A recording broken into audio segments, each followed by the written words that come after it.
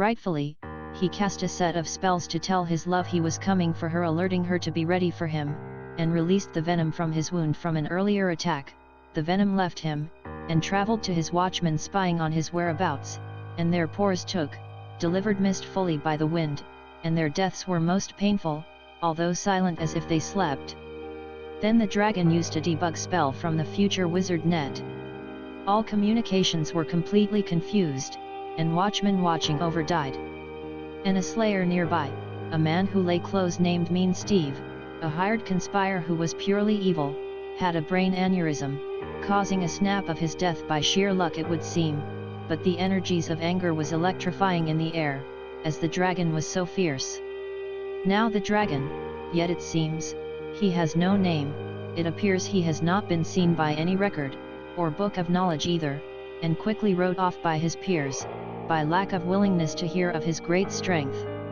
Just a dragon, continued, and embraced the journey he loved, his lady he was going to rescue.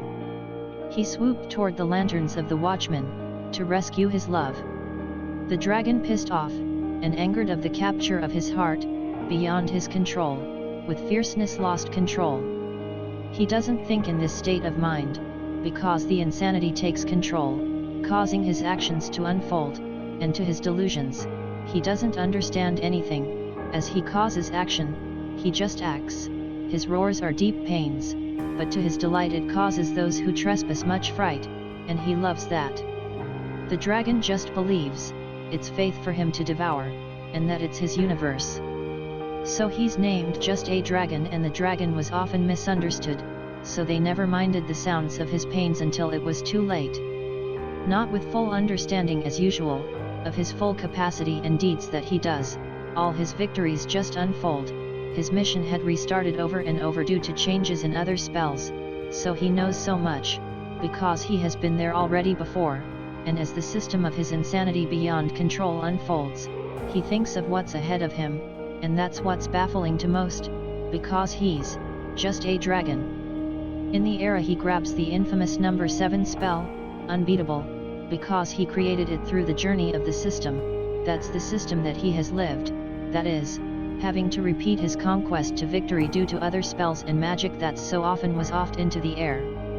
The number 7 is so powerful, and it's a spell casted by just his thought, and guided by his creator, who is Wizard of Faith, a strong wizard that writes for him all the things that he needs for his endeavors and journeys, and his wizard is sacred and special, indeed blessed, because he's a special one through generation, but he was cast from flames, as to be named good, but despite judgments was troubled to some degree, but indeed good, and he set to create goodness for all.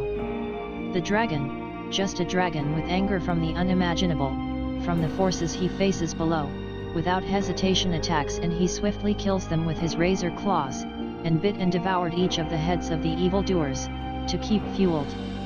Then just a dragon double flipped through the air, boom, just a dragon kicked down the gates as he arrived, and he sees her. However, there is a snake threatening her with venom, and without fear, he sends venom again by his breath this time, all that was left in his wound not sparing a chance, and the snake was numbed instantaneously, and like a dead weight became limp and fell to his death. He explores, and there are many more slaved, and all lay weak and hopeless, because it would take a dragon to save them, as they are all chained for market with deep sadness. The dragon busted out a flame of his, that he knew would not penetrate their flesh, just hardness, it's a metal eroding flame that erodes in only seconds, and the slaves were set free and they were overjoyed, they spared not a second as they ran one by one up the dragon's back, and they held tight, grasping onto the rough scales of just a dragon. Before long, only a brief, but long minutes, just a dragon surveyed and took flight high into the air. They were into the air free with sheer happiness, and with rose smiles, despite the long hardness they recently suffered, flying high through the air they were happy and lit by the Roman-like atmosphere. The dragon's love, knew just a dragon, would come, because she sent signs, piece by piece to provide a map over time, by the only power she knew. Just a dragon used to transport whole, not to waste any time despite a rough transfer into the land of just a dragon. He didn't want to spare a second longer to get his lady in his arms, and close to his heart. His love, and newly found friends from the shared torture, slavery, and united rescue, they danced and sang songs of joy, love, and full of life. Surreal it must have seemed to them, because they hoped not for just a dragon to come. They didn't know of the signs that the dragon's love sent, and her faith to be rescued, because she knew just a dragon, all too well. She knew he would come and never give up on her. Back to safety they all were happy as they sang, "Home now is the feeling." How warm the hearts so filled with emotion felt, full of delight. In the arms of a dragon, her dragon, just a dragon, the beloved lady confidently smothered her dragon, as she ambushed him with her love. "My hero," she told him, grasping him quickly, swaying all around him proudly. With love, and laughter and happiness, they tumbled together, and cuddled and giggled amongst each other in harmony, safely together at last, without any more spells from the past evil capturers, or anything wicked, because every defeat that was possible by the circumstances of fate were beaten. They knew it was just the beginning to a new life together that would last, and they couldn't even mutter words, they were just so happy to enjoy each other's presence. "My love, just a dragon at last," she cried, in such sheer joy, like she longed for every day, as she hoped, while using the only power she could, projecting out symbols into the wind during her only allocated recreation for her forever beloved, just a dragon to come for her. Together at last they were free to live forever.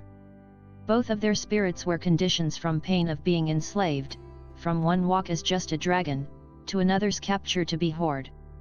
However, fate settled with both lives synchronizing together as they kissed, and it was so intimate in that moment that to both's perception it was a kiss that lasted an eternity.